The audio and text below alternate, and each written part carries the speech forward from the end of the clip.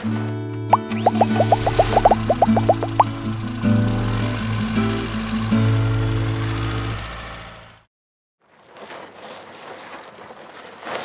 my name is Mitch Eilerman with RV Wholesalers here in Lakeview, Ohio.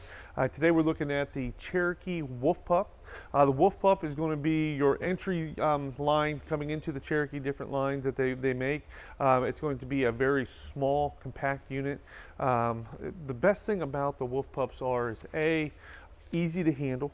For a lot of customers that are just getting their first unit, this is a great starter unit for them. They've got different models, so they've got different models that you can have with bunks, no bunks. Also, you're going to be able to pull this with a large variety of different vehicles with it not being extremely heavy. So if you're looking for something smaller to get started, see if you like camping, this would be a great option for you. It is the #1 selling RV in the United States with the Cherokee brand, and they're going to be jam-packed with a ton of features.